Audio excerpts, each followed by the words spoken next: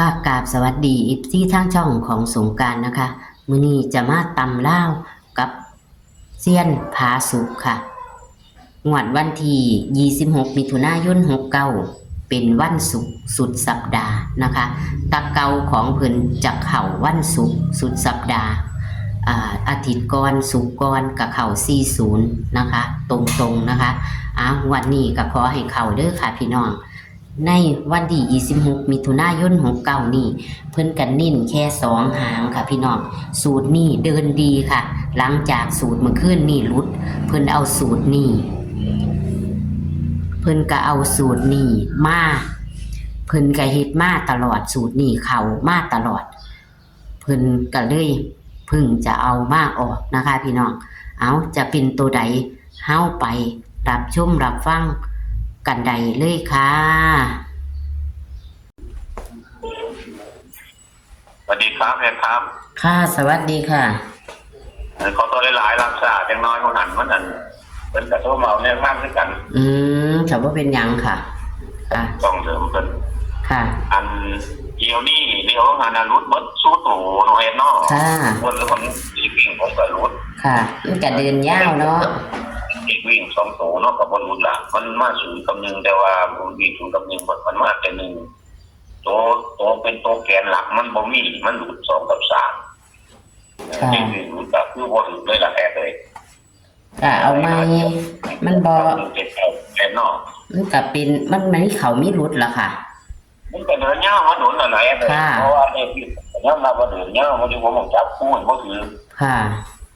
หมาก็มันรู้ดีนะเนาะมันก็ได้มันเราในวันที่21น่ะเป็นนึงเนาะบ่เห็นเขาไงอะไรก็ได้หลังจากนั้นก็เรียนมันเรื่อยมันก็เข้าตัวนึงแล้วเจอเขาต้องโตแต่ว่างวดมื้อคืนนี้วันที่25อายุปั๊บเลยเอาตั้งต้นใหม่เนาะอาทิตย์ละเที่ยค่ะก็เป็นจังได๋ก็ว่าไปตามสูตรเฮานี่ล่ะค่ะอันเป็นวันที่แล้วบัดนี้ค่ะเสียงแล้วได้นอกจากน้องของวันที่26เด้อวิ่ง2กับ7เด้อ2กับ7เลข7กับเลข9จะกลับมาเข้าตลาดอีกบ่จักเพราะว่าอาทิตย์นี้น่ะรู้สึกว่าเป็น1อันมื้อนี้ยังมา1อีกก็แสดงว่าตกสมถะเลยเลขวิ่ง1นะครับค่ะสมัย7กับ9เข้าตลาดก็โอ้เกือบ2อาทิตย์ได้แอบแม่นอยู่ค่ะได้มาก็มานำมาต่อคันตัวใดมากก็รู้สึกว่ายืนอยู่หลายมือเนาะค่ะยินดีกับเป็น1เนี่ยยืนเพราะว่า1ไล่มันแต่วันที่อะไรล่ะวันที่มันออก18เนาะมาเนาะแอบเนาะ18218191นู้นเก่าอีกแบบตัวนั้นล่ะทั้งหมดจำบ่ถึงเฮาบ่มีโชคแน่เนาะค่ะมันเป็นนั่นบ่มีโชคในมื้อนี้แหละวันที่26ไปหลักทุกอย่างก็ว่าไปตามสูตรเด้อพี่น้องเด้อเอาวิ่ง2กับ7ค่ะวิ่ง7เสมอกันบนล่างจับคู่74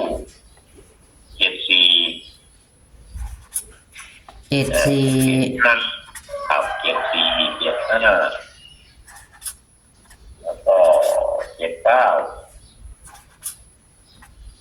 แล้วก็24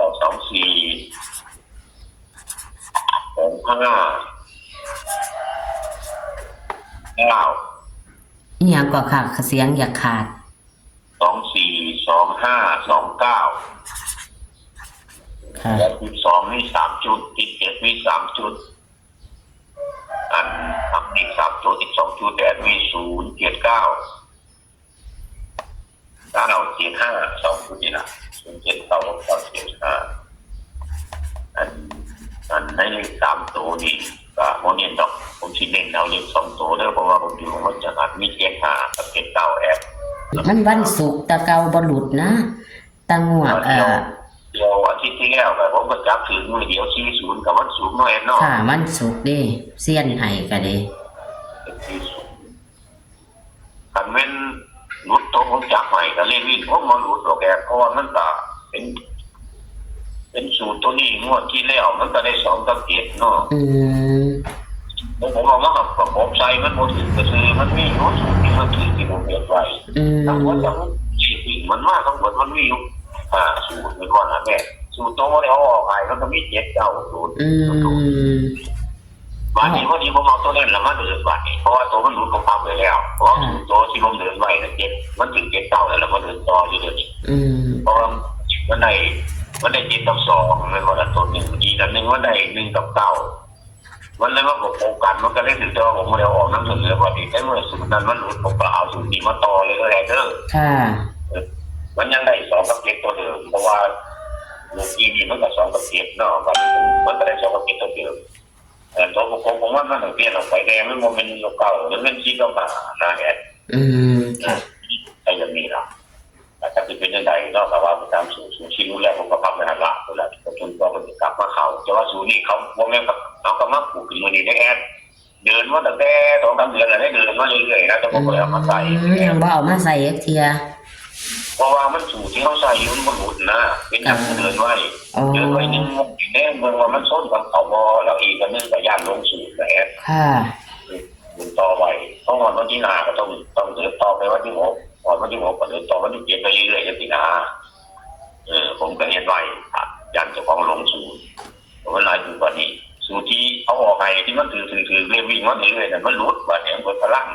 แต่ว่าดูนี่เขาแอดผมก็เลยกลับมาต่อกับมันใจเติมด้วยดอกทีละเน้น7 หางกับ7 เก้าเลยแอดเดอร์ค่ะเน้น2 หางเนาะเน้น2 หางแต่ว่าเลข3 ตัวก็เน้นละเพราะว่าอันมันดึงออกมาจากหันหลังแต่ว่าจะวิ่งแห้งเนี่ยก็ยากแต่เป็นโปเมื่อ0 กับ 1ของยังมูดูเต้สูตรนั้น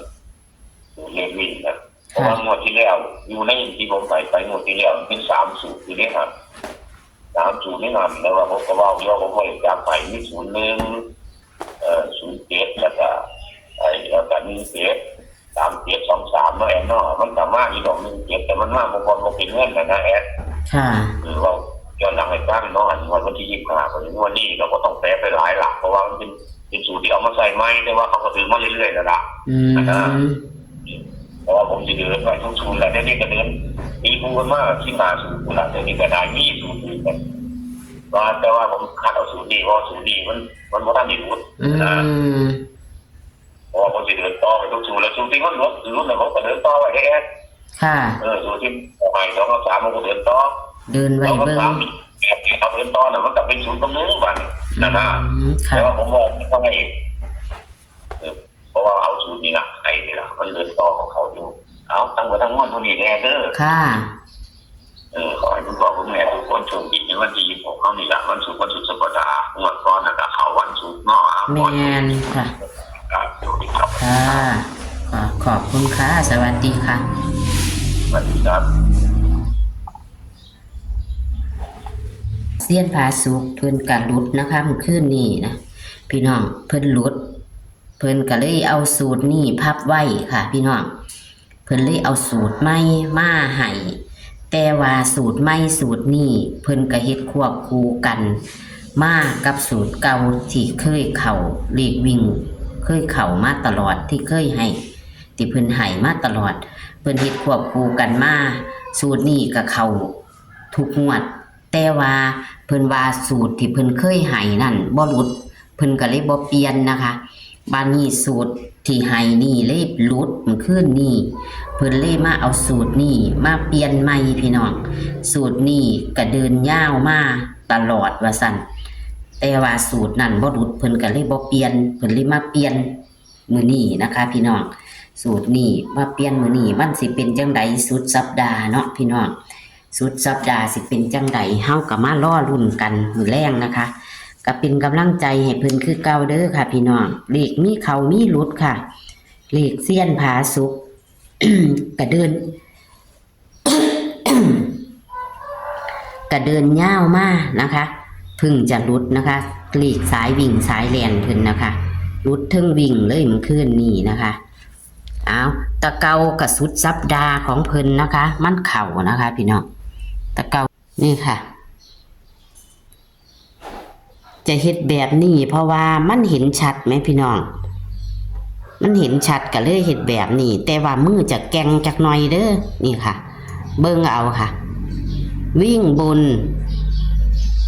2 กับ 7บนล่างนะคะวิ่งบนล่าง 2กับ7ก็เท่ากันคือเก่าพี่น้องจับคู่74 75 79 24 25 29ตัวนิ่นก็คือ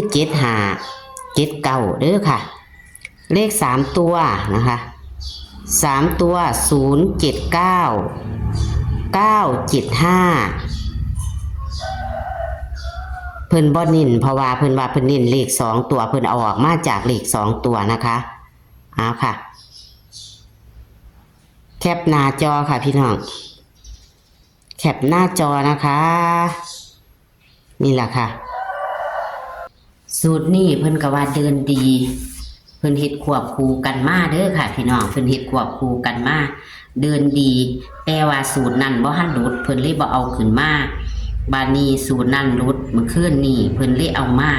พี่น้องเดินดีมาตลอดเพิ่นว่าเอาหวังว่ามื้อนี้จะเดินดีอีกมื้อหนึง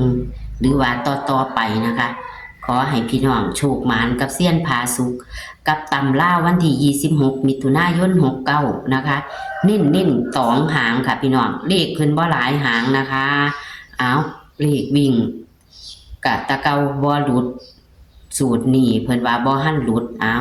ขอให้มาค่ะพี่น้องโชคหมานๆค่ะสวัสดีค่ะ